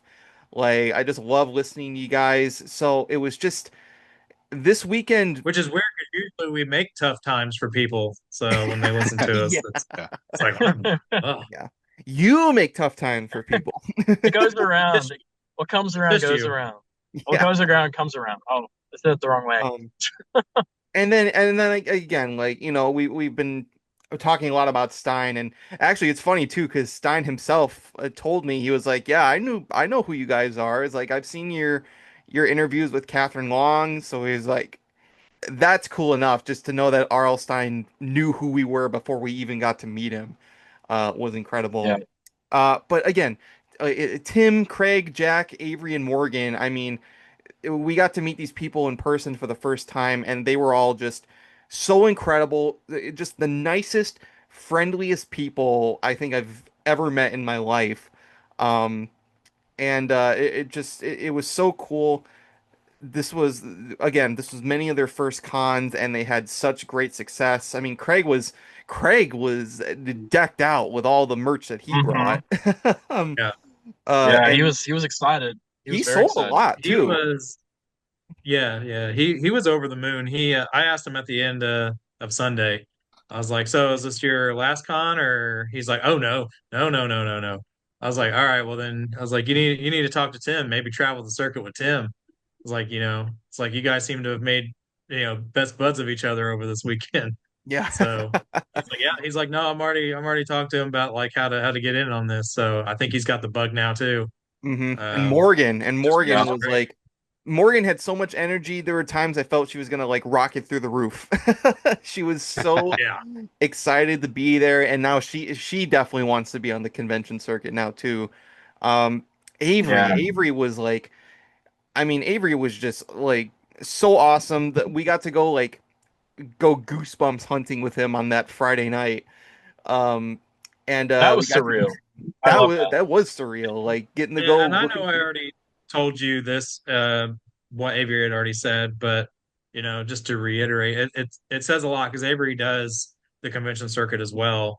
But when he told me that this was like the best con he's done, I think that speaks volumes. When any guest can say that, who does the circuit, I think that's a huge positive. So you guys definitely deserved your flowers. So Hmm. I know I told you and your wife that already, but like, it can't be said enough. Like it was just, I think everybody there had such an amazing time. you know, they were all like, yeah, we all need to do this again. And it was just like, yeah, no, I was like, I'm super happy that this turned out the way it did. So, like I said, Craig, Awesome. especially super over the moon. And it's funny because I think I might have told you this too, but it's interesting for fans to know, like, I guess a lot of people, he had a decent amount of people come up in the beginning of Saturday, but he's like, I don't really think people really knew exactly who I was exactly. But after the panel, he's like, I had a pretty good group of people come up after that because now they realize who I am and stuff. And because Tim's super famous for what he did for Goosebumps, of course. He's always going to be in that number one spot. But these other artists, Tim, like inspired down the road for Goosebumps stuff, and that's says a lot. And Craig is a crucial part of that. Mark's been a crucial part of that.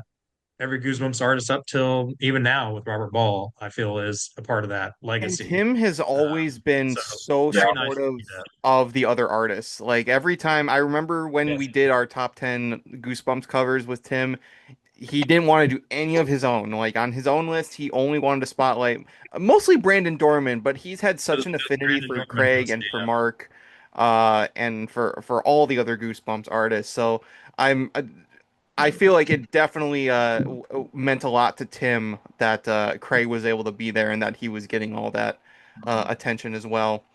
Um, Also, I got to give a shout out to the vendors, the amazing vendors. Um, Lots of awesome, cool stuff. I mean, right here, I'm wearing my hat from Joey's embroidery. With he had multiple different Goosebumps hats. Bjorn, you got the slappy one. I don't know if you have it on you right now. Yep. No, I've got it sitting on my Slappy dummy at home, like on the TV show Slappy. I like sat the hat on his head. I was like, where do I put this? I have no room anymore. Like I brought so much stuff back with me. I filled that suitcase every inch of it. So I was like, well, I'm gonna put the hat somewhere to keep it nice. And I figured the next time we do an event, I will wear it again. So I just sat it on Slappy's head and was like, well, you can live there And I got to give a for shout now. out to But yeah. Performance Tumblers. This Yeah, awesome that's thing. crazy. Oh my God, this thing is so they had two Goosebumps tumblers that they had. One was Shocker and Shock Street and Night of the Living Dummy combined, but this one I had to get. It's Go Eat Worms and Wow. Bad Hair Day. This thing is completely To like think, go eat worms. it's so cool. It's completely We like we just three-dimensional. did the 10 worst Jacobus covers with Tim, and Go Eat Worms was on everybody's list, but you bought a tumbler with Go Eat Worms. Well, look, But it looks cool. it looks cool.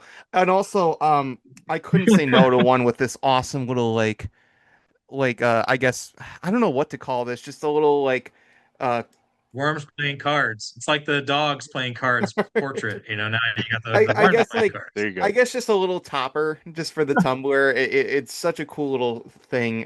It was absolutely worth it. Um Also, what else? I mean, there's so many people. Nick, you have one of those 3D printed lights. I forget Oh yeah, what the vendor's it's name right was. I here. don't remember. Ah, I'm I'll tell you because I The don't name want of the to. I don't want vendor. to like screw it up. But really nice guy, and it yeah, they was had all these like like 3D printed lights and they had a ton of yeah. Goosebumps ones. I'll say it was handsome something. Handsome Prince Handsome 84. Prince. Yep, that's right. Hmm. They had Um, all these different kinds, and they had the Goosebumps ones, and I remember them telling me after Saturday that uh, he actually had to go home really, really quick because he had to quickly restock all the Goosebumps ones because they sold out so quickly. Um, yeah, I mean, Hmm. definitely anybody selling Goosebumps stuff yeah, that weekend probably really made some bank.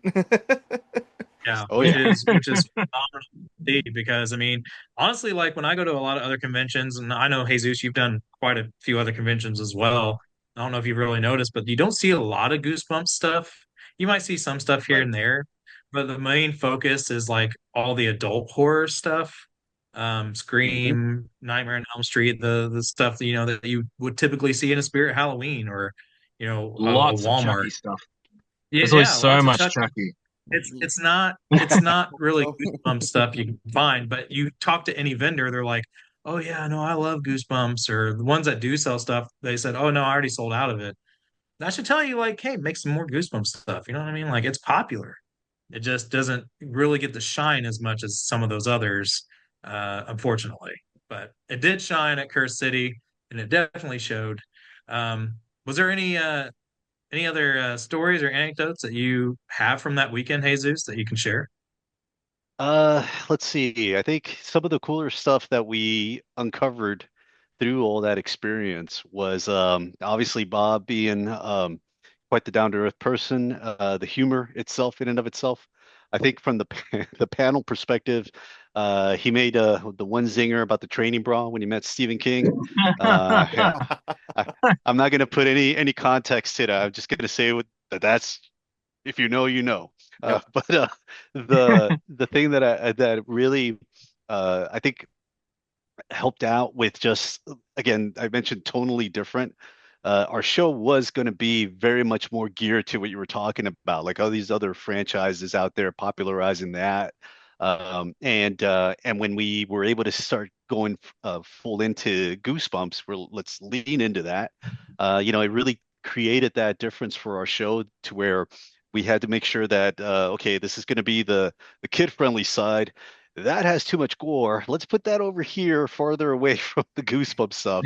And it that was basically I guess a good problem to have, just because we knew that we could try to help out and I don't want to say satisfy both aspects of fans and fandom, but we definitely wanted to just again go back to just talking about the horror genre, and just our love of it. But I think when we started setting up, I think the more uh, as much as I said it was a nightmare to deal with the security detail of R.L. Stein, I'm glad I'm not the hotel staff and our hotel point of contact, Melissa. She's a wonderful human being, but man, was she stressed out when it came down to dealing with all that stuff. I think, and I can understand, you know. One of the neater things that we had with the AV setup that we had on the stage, we look back on that and it's like I really am grateful that we had a guy that runs that. His name's Johnny. He had a staff of like about two guys that were working that really made our lives easy with everything from the microphones to just not having to worry about that and the screens working. All we had to do is plug and play when it came to laptops.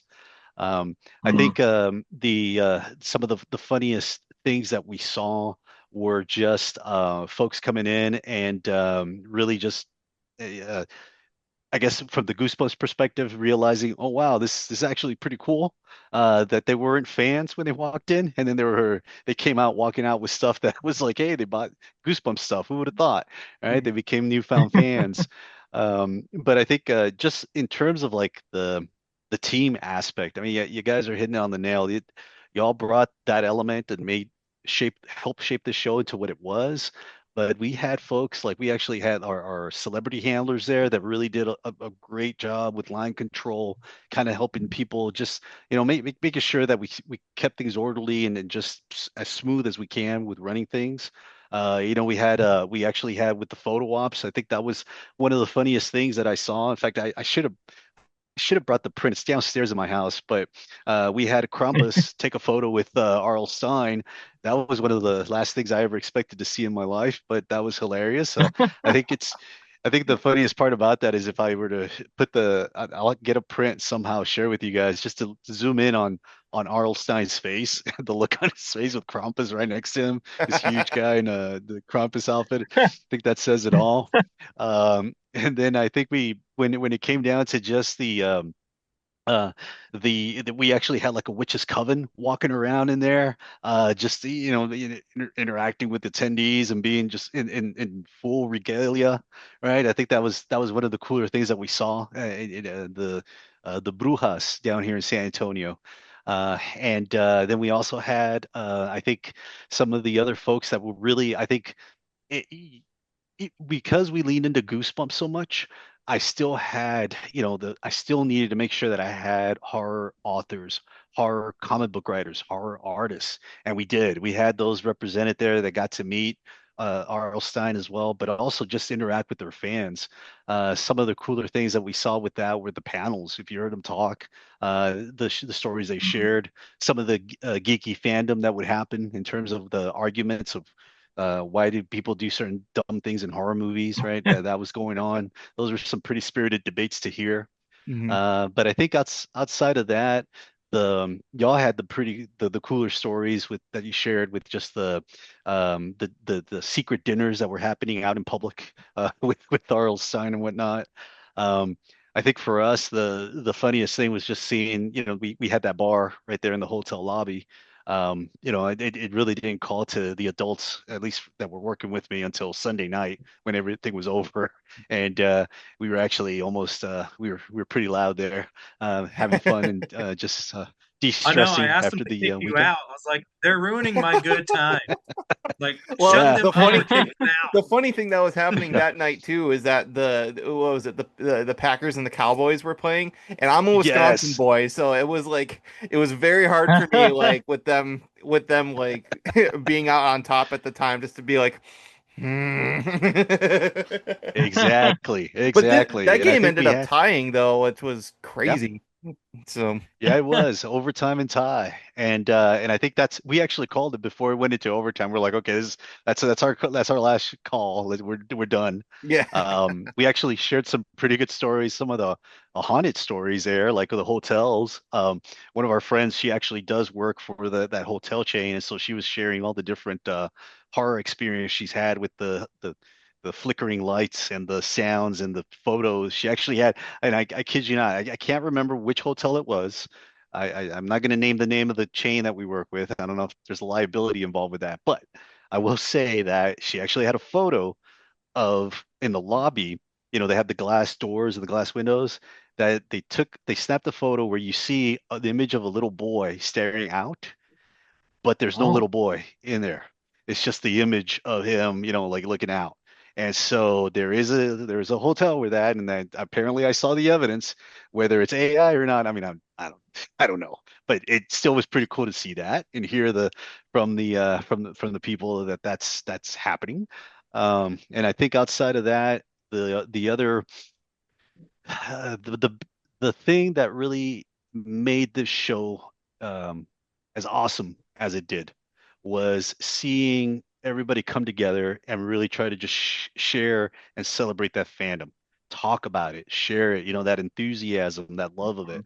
I think I can honestly say that as a convention goer for many decades and then running shows for quite a while, I think I can honestly say that this was one, if not the top, one of the top ones that just had that much love for fandom in it, and where you sensed it the moment you walked in. You had that, and we were really lucky that it was Goosebumps here.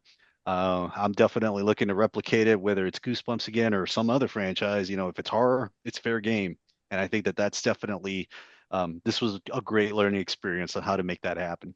And definitely a huge shout out to the hotel staff and the wonderful volunteers that came to work for the weekend. The hotel was a great venue. You had a really nice ballroom for the convention. Everything, everyone had their own space. Um, I do remember we were talking about how much we loved the food at the restaurant in the oh, lobby. Like it was really Yeah, good. but Smash especially Burger. at the hotel. That's Yeah, Smash Told you Burger. that that smash burger was good. Yeah, Told you My that smash burger. goodness. and I was getting You know, that you let know, me we tell had French you that on our this. fried. last night.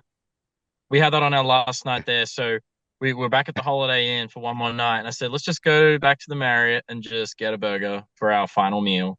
And we did. And I was like, I want that smash burger Nice. again. Oh So man. I And I will said, say, I I said to will them, say, you know, yeah. all I want to say is this is a shout out to the city of San Antonio. We know and we love our food, for better or for worse. We love our food here, Yeah. and yeah, Yeah. you'll love it. Yeah, Just Oh, come down here for the food, if nothing else. Oh yeah, definitely. yeah. right, Definitely for gonna have real. to revisit San Antonio sometime. Because I mean, even before we went, there was a lot of people being like, "You need to go see this. You need to go see that." I'm like, I don't even know how much time I'm gonna have outside of the convention. So Which is like zero. yeah, We had a basically. little time. But I mean, yeah, we really didn't have much time because even after convention closed, you know, we still wanted to do, dinner and hang out and kind of talk and chill out for a little. And by the time you get that done, it's like 10 o'clock and you're like, everything's closed and we got to be up in the morning. So let's just wrap it up Hmm. and let's go to bed. So definitely have to spend more time there like Bjorn and his mom did to explore that beautiful city. Because I saw your pictures, Bjorn, that you and your mom took. It's not enough nice things to look at there. I mean, like it's endless. It feels like it's like not enough nice things to say about that place. It seems so. And take it from the fat kid, the food there is Nice. phenomenal. Very good Like food. I can't. Like that's the thing. I think when I came home, they were like, how was it and stuff. I was like, the food was so good. It's like you come home, it just ain't the same. Yep. Well, next time we're there, come to the Crockett Hotel and try the Crockett Burger because that was good. That was really good. And you had option for cheese. There was like four different cheeses. It was like, do you want Gouda? Do you want cheddar? Do you want mozzarella? And I was like, I nearly said, can I get all of the cheeses on the burger? Like, I thought that might be a bit too much. But then each night, because we actually ate at I don't know if I told you this, but we ate at the Crockett every night to try different meals. I was like, this is where we're staying. And the first meal we had was like 11 out of 10. So I was like, I want to go through this menu. So we went through the menu. We were having like lunches elsewhere or like breakfast elsewhere, but we had dinner there every night because it was just so good. So we were just going through the menu and it was, the Crockett burger though, with the mac and cheese on the side in the skillet was the best meal that I had while I was there. So yeah, But I wanted to. yeah, I don't think there's really anything else. It was an incredible weekend, and we really have you, Jesus, and all the wonderful people who worked on to make Curse City Con happen this year. I think for the second year, this was an amazing turnout, and at least I think I speak on behalf of the three of us. We would be down to do it again sometime very soon. That's Yes. awesome to hear. Yeah. So, and hopefully this and a few other Goosebumps appearances, over the last few months, hopefully that ushers in a new era of Goosebumps, appearances and more people getting to come out and be like, "Oh, I worked on, Goosebumps stuff," because um, definitely it's this franchise needs to make a big splash. It really does. It needs to come back in a big way. And I think conventions are a great way to get sort of that awareness out there. So, but Definitely. yeah, here's to Curse City Con 2025, and looking forward to big things for Curse City Con 2026. So we'll certainly see where it goes. But Jesus, thank you so much for hopping on with There, us. And well, real quick, actually, is Thank you there guys. anything, Jesus, that you wanted to plug before we wrap up? Or you got Geez. any date Our or anything website. for Curse City 2026? Is it going to happen? You want to plug that? You know, You just had to tomorrow. try to put me against the wall, I, didn't you, right? hey, I'm just trying to help There- you out. Make sure people get There's ready. right. I will say that there is a lot of interesting developments that are happening that we are exploring options. I think that's a fair assessment and thing to put out there in the universe. I will say that also when it comes down to just conventions and the love, I mean, we're pretty predictable, right? We're horror fans. We know what we love. We celebrate the genre, Hmm. so that's going to definitely be what continues. Our website literally has our mission statement right there on the landing page. And so you can kind of see that's how we're going to keep doing our thing. What I will say too is that with the website, we'll probably make some updates. I know we're getting photos here and there, trying to consolidate them. I want to put a big old slideshow and showcase that so that everybody that wants to see how what you missed out on, right, for FOMO, you can check out the virtual stuff that we have available. And then we might actually put some merch up there too. Not sure yet. So, but we'll see. It slowly but surely comes. We'll get on there because as I slowly and surely come back to life from this exhausting experience that was very much loved and enjoyed. Trying to get all that stuff up and running, and because the other thing to say is if anybody does reach out to me right now, I am definitely, for the first time in a decade, I am enjoying spooky season with my family without having to worry about a show somewhere somehow going on. So I am taking that all in right now. Oh yeah, And you kind of enjoy your anybody, Halloween, man. Horror fans, you got to get that Yes. Halloween love in there. One thing I wanted to go to so bad while we were there, and I tried to, was get Bjorn to a haunted house.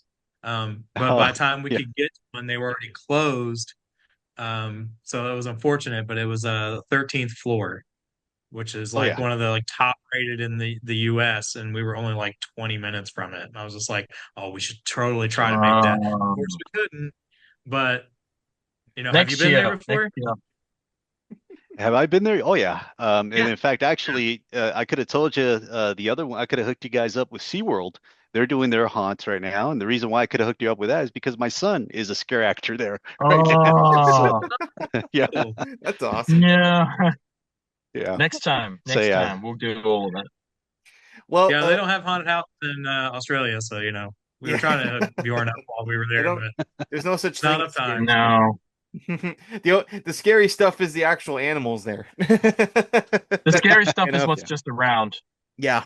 Just as what's around is the scary stuff. Yeah. But yeah, Jesus, thanks again for an incredible weekend, and we look forward to collaborating sometime very soon in the future. But thanks for hopping on with us and chatting with us. well, thanks again, guys, for everything, and Absolutely. I will be seeing you guys around. Alrighty, we'll take care. Yes, Hope we so. will. Yeah, that's we'll probably be telling more stories from Curse City Con, but for us here right now, that is gonna do it for live in person here at Curse City Con for the Goosebumps crew. By next week, we'll be back home and we'll be doing more episodes of the podcast. But if there ever are gonna be more appearances by us, either all together or even just one of us in a local area, we'll be sure to let you guys know. So once again, make sure you follow us over on social media because that's where we'll update you guys on stuff like that. But as always, if you like today's episode, make sure you leave a like and comment, subscribe to our YouTube, follow us on our audio platforms and social medias. And of course, make sure you follow Bjorn and Nick at Goosebumps Aussie Fan and Sean, respectively, on their social medias and their YouTubes as well. We will have another episode for you next week. But until then, this has been the Goosebumps Crew Podcast. And from all of us here, we want to wish you all, as always, in person, we want to wish you as always to take care, stay safe, and have a very scary day. Chicken. Well, Goosebumps fans, it's officially Friday, September 26th. It's the day before Curse City Con here at the airport, getting ready to go to San Antonio.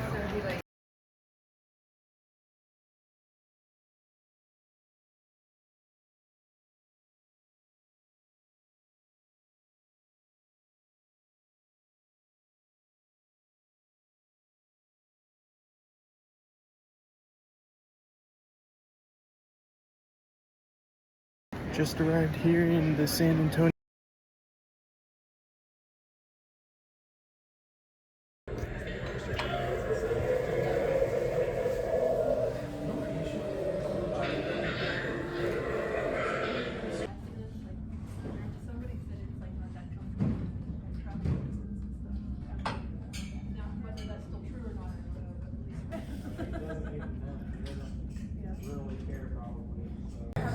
Focus. Alright, let me just. Now, if you go over there now, I'll record it for you. We are heading out of the Marriott. We're gonna go head into town and go do some Goosebumps hunting. What do you say, Bjorn? Go do some Goosebumps thrifting? We're gonna find some Goosebumps stuff, and but if I'm gonna find anything Slappy, I need help from somebody. Okay, somebody who knows Slappy inside and out. I don't know what you're talking about. Let's go. Looking for the elusive Frankenslappy shirt. I don't think it's here. I don't think it's here. I can't see it. Maybe they've got like. Yeah, they're just sitting in the back. Like There's we just have a a whole whole. box of these Frankenslappy shirts. If you want them, I'll be like, yeah, I'll take 2, 3. Avery will take 3. We'll buy one for Stein. We'll buy one for Stein. Wear it tomorrow at the event. Yeah, no old ones up there, but we got some movie It's novels. like I'm back home. It looks And there's your shelf nothing. back home. Looking at nothing. It's only Isaiah's But, books, you know, Half Past new- books that newer has all the books. old hundreds of them. Yeah, His, well. there's nothing. I guess I just have better luck. Goosebumps. Bad hair day. There's a pop here. There's a pop. We got a pop. We got Well, a they got pop the, here. you gonna get the slappy Freddy Funko one? Nothing at half price books, but there is one place that we can go where we can expect some Goosebumps stuff, especially Bjorn here looking for a lot of stuff. All right, walking in the Barnes and Noble. We already have Goosebumps Clue. Is there another one? This one's all open.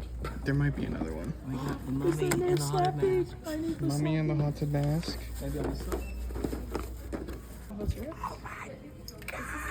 We didn't get this in Australia, so done. That's a squirrel on a mushroom. So the latest one, which is this one, I need this one. Oh my god. This is weird. I can just pick it up. See when it, yep, so I have all those. Yep. I got the last sleepover. Mm-hmm. We don't have this yet, so I'm getting it now. Well, now you got it in your hand. I got it in my hand, man. Got it in your hand. Oh my god, and then the Bigfoot one's next. Who's R.L. Stein? I have no idea. We'll catch up soon. We'll catch up. Oh, they're all coming now. I did the laugh like First thing that I always did was thumbnail sketches, little scribbles. These aren't for anybody. These were not for presentation. These were just for me. It's the equivalent of if you're writing a story and you would just started to jot down some notes or bullet points. 2, 3, 4. 1, 2, 3, 4.